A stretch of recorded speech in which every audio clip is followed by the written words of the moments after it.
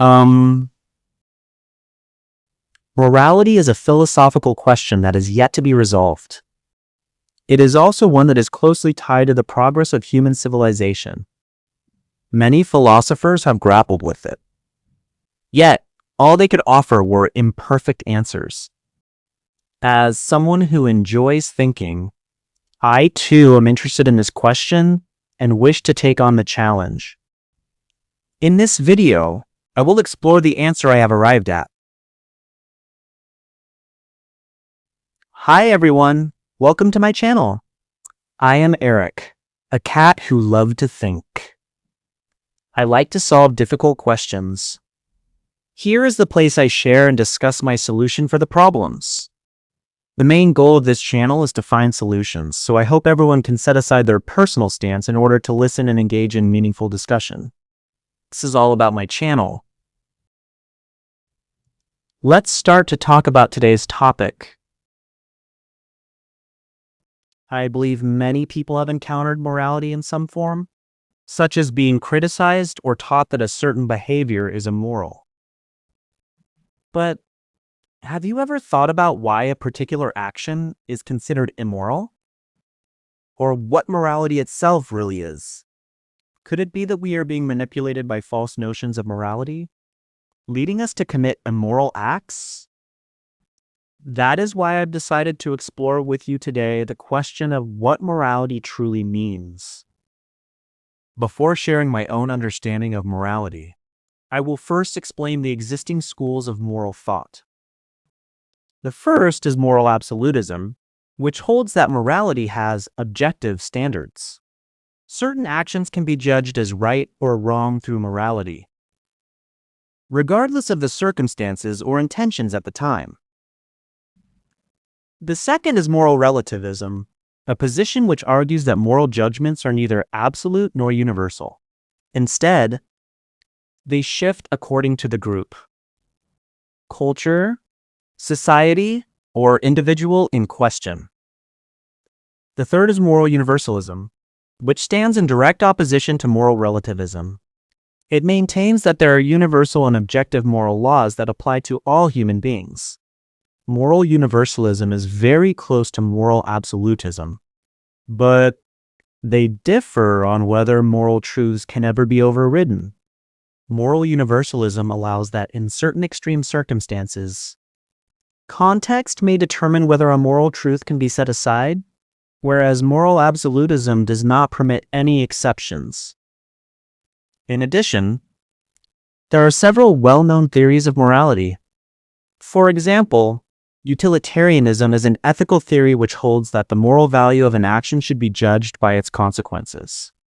Its central principle is that an action is moral if it produces the greatest happiness for the greatest number of people. Or put another way, if it maximizes happiness. Another theory is deontology, which maintains that the moral worth of an action depends on whether it conforms to duties or rules, rather than on the outcomes it produces.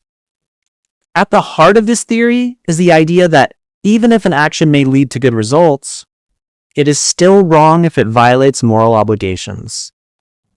This approach stresses the importance of motives and principles, regarding them as the key to determining morality. A further perspective is virtue ethics. Unlike deontology and utilitarianism, it does not focus on judging individual actions as right or wrong. Instead, it emphasizes the cultivation of a person's character and virtues. In simple terms, it is less about telling us what we should do and more about guiding us towards what kind of person we should become. Next, I will explore my own answer to the question of what morality is, and from that answer explain why it is so difficult for us to arrive at a definitive understanding of morality.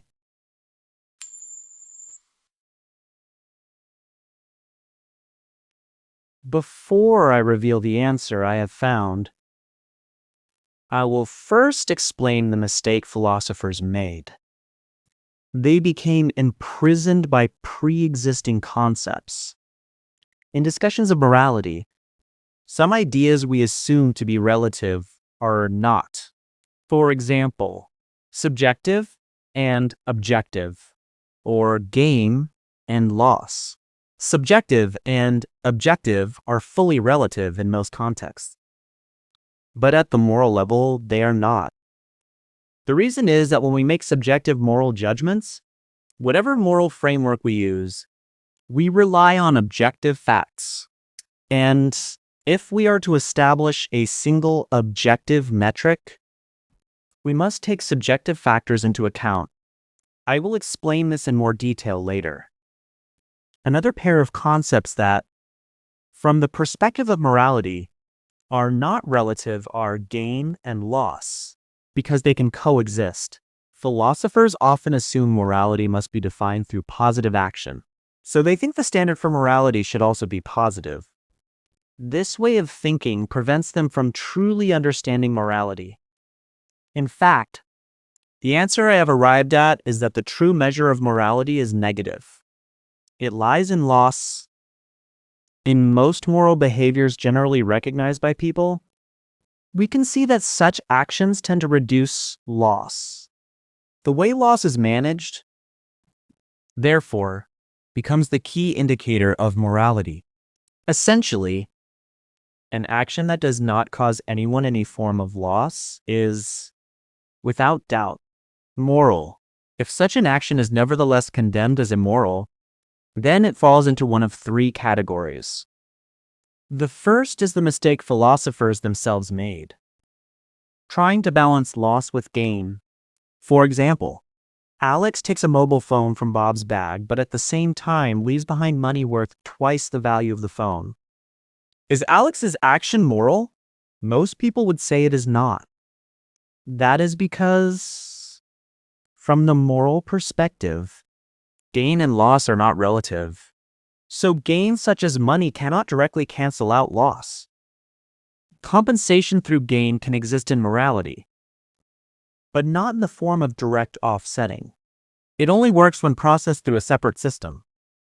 The second case arises when there is a misunderstanding of what counts as loss, meaning some hidden forms of loss are overlooked. This can be hard to illustrate, but it can be shown through the phenomenon of moral judgment changing when new information comes to light. For example, if Bob asks Alex to take a phone from the table, and Alex takes it, most people would see Alex's action as moral.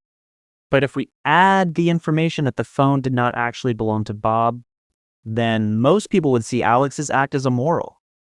This is the result of insufficient knowledge leading to a mistaken understanding of loss. The third case is when accusations of immorality are driven by self-interest. This is most common in politics and in debates over equality. Take the issue of illegal immigration. For example, apart from those who profit from supporting illegal immigrants, or those who gain a sense of fulfillment from protecting them, people generally would not regard it as immoral to withdraw non-essential support from illegal immigrants. Another example lies in equality debates, where accusations of immorality are used to gain benefits or prestige, such as the commercialization of equality industries, or race-based preferential policies introduced under the banner of equality. These cases show that accusations of immorality can sometimes reflect the accuser's own self-interest. And uncovering this is one of the reasons I want to define what morality truly is. In essence, if an action does not cause any form of loss to anyone, and if it does not fall into one of the three situations above, then it must be moral. In fact, utilitarianism comes very close to the correct answer, but it uses the wrong indicator. If instead of maximizing benefit, it focused on minimizing loss, then it would become a much harder moral theory to dispute. Having explained the standard of morality, it is time to address how gain can compensate for loss. The mechanism for this is voluntariness. In moral sense, voluntariness means that the person who suffers a loss does not regard all or part of what they lost as an actual loss. For example, if Alex takes bread from Bob and eats it, under normal circumstances, Bob has lost the bread, and Alex's action is immoral. But if Bob willingly gives the bread to Alex, then because Bob voluntarily accepts the loss, it is no longer counted as a loss in moral terms. Therefore, Alex's action becomes moral. This is why compensating for loss with gain works only through voluntariness. It is not the same as directly offsetting loss with gain. Offsetting loss with gain may come from calculations made by a third party, without the consent of the person who actually suffers the loss. As long as the person affected does not consent, the loss cannot be removed from moral evaluation. Some may raise the issue of someone demanding an exorbitant level of compensation. However, this is another moral question. Such demands usually consist of two parts. The first is the compensation genuinely required to make the person willing to accept the loss, and the second is an additional demand aimed at gaining extra benefit.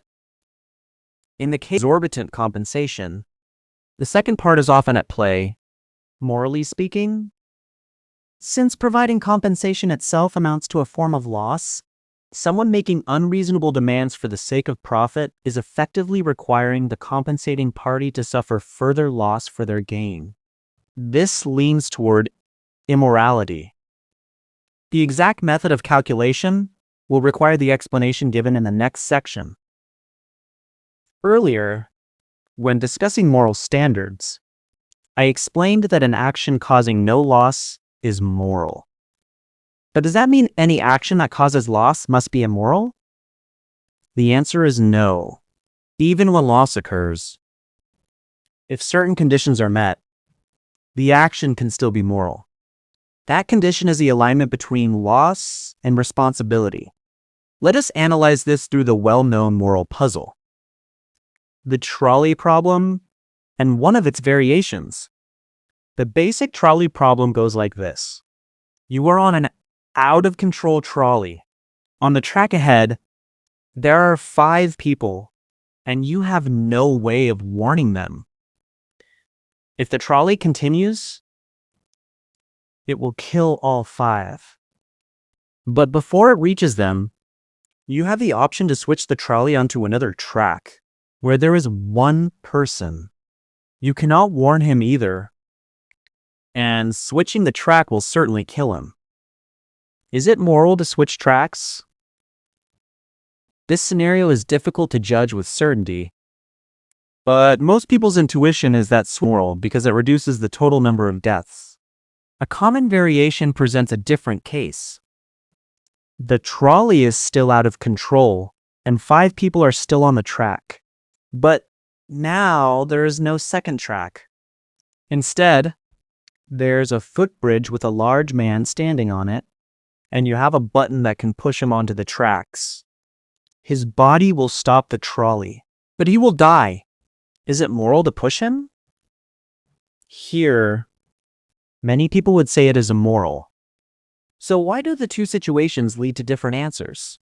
I believe it comes down to responsibility, whether someone's actions contributed to the present situation. In the first case, the 6 people on the tracks all share some responsibility, because being on the track, an unusual and hazardous choice, is what makes the problem possible. This is why sacrificing 1 to save 5 is not generally considered immoral.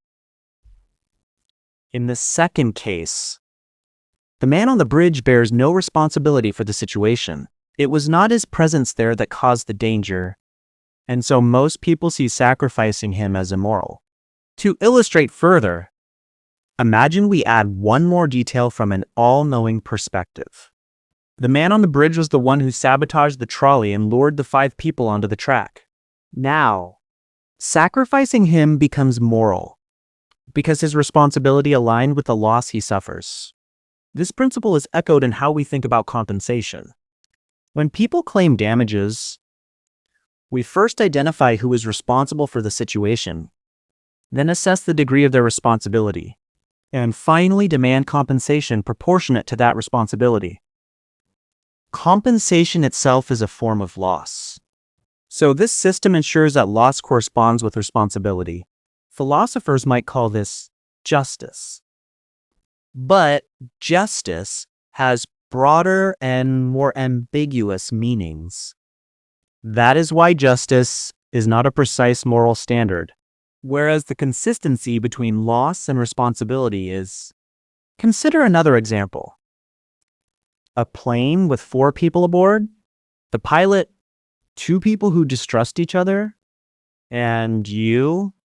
Suddenly, the pilot becomes unconscious, and someone must take over. The 2 distrustful passengers both step forward. Who should fly? If we prioritize fairness, we might draw lots. A vote would not work because each would vote for himself, leaving the deciding vote to you. But what if one of them is an off-duty pilot and the other has no training? Would drawing lots still be moral? Those who equate fairness with morality might insist on it. Yet most ordinary people would disagree, feeling that allowing the untrained person a chance to fly is morally wrong. This shows why fairness is not a reliable moral standard. Instead, morality lies in the alignment of loss and responsibility, which provides a more logical solution. From an objective perspective, the decision relates to survival rates. Flying by an off-duty pilot has a higher expected survival rate than an untrained person. If the untrained person insists on taking the controls, he is lowering the survival rate, thus assuming greater responsibility for potential loss.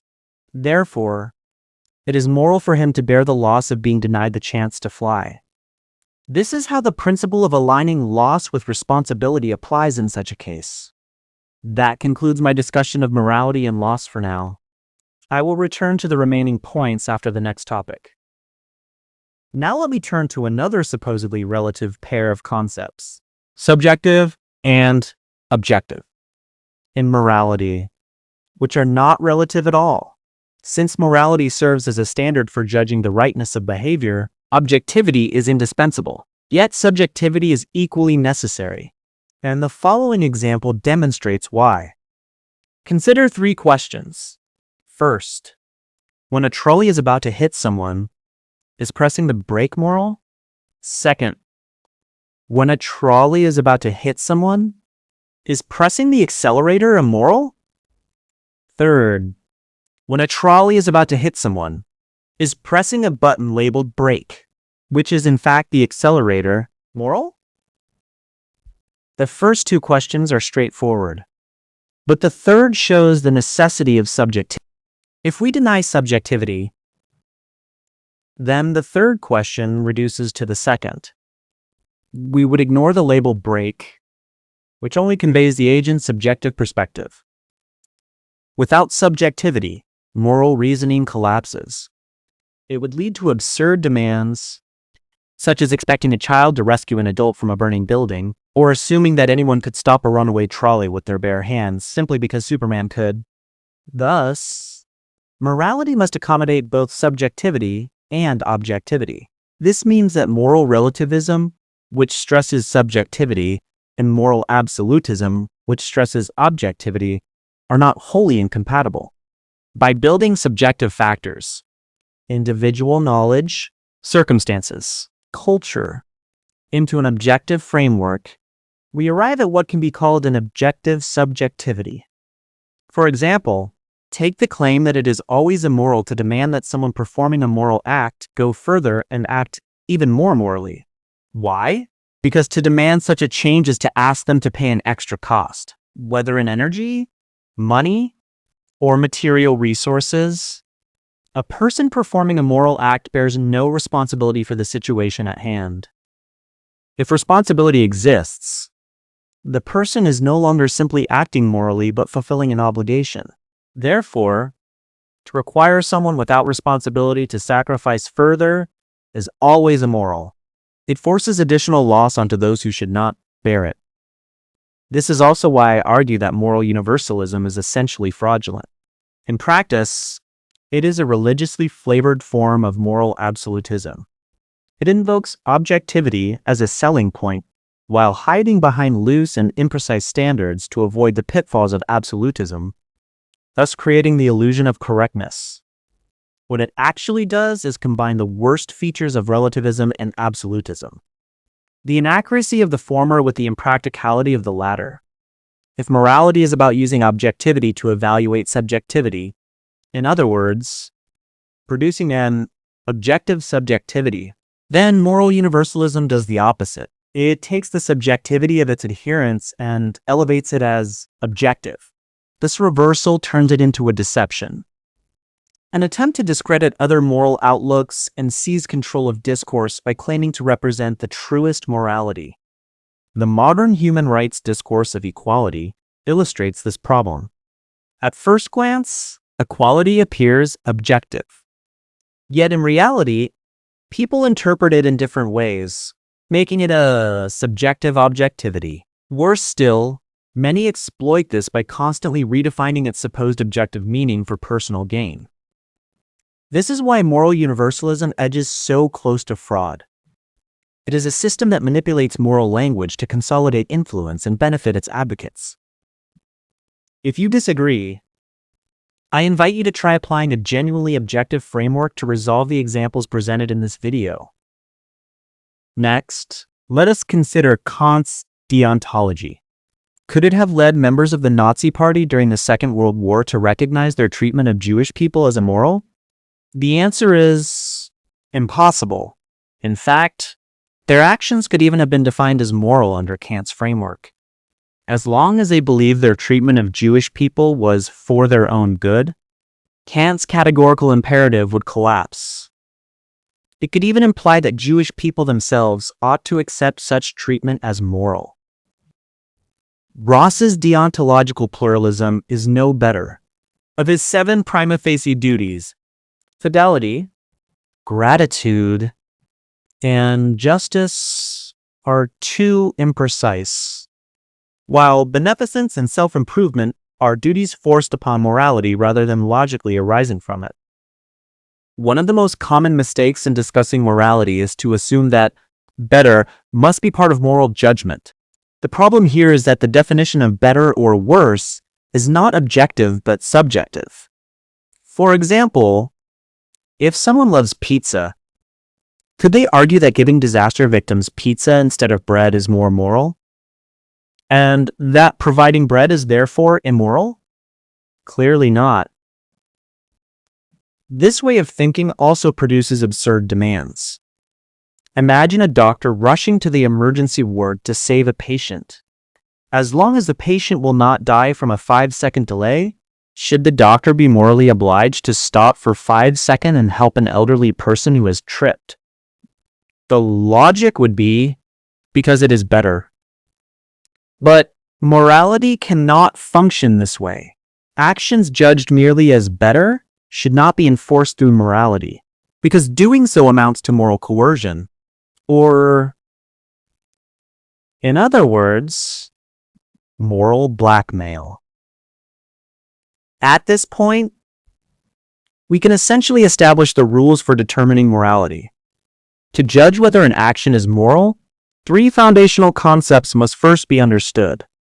First, moral evaluation must begin from each individual's subjective perspective in order to gather information, and only then proceed to objective analysis. For example, in the case of the accelerator key labeled as a brake, if the actor perceives it as a brake, then morality must be analyzed from the standpoint of pressing a brake. If the actor perceives it as an accelerator, then it must be analyzed as pressing an accelerator. Second, all moral calculations must be based on the expected outcome at the time of action, not the actual outcome. Returning to the same example, if the button was perceived as a brake, then morality must be assessed in terms of pressing a brake, not in terms of the actual acceleration that followed. Third, loss cannot be canceled out by gain. It can only be excluded through voluntariness.